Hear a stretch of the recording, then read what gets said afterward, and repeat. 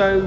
I think by how many tractors have shown up to today's event and how much interest we've had in the event, I'm quite confident that the farming community in Lincolnshire know that we're here. There's always more work that can be done, you know, like today's event, we're raising awareness and raising a bit of money, but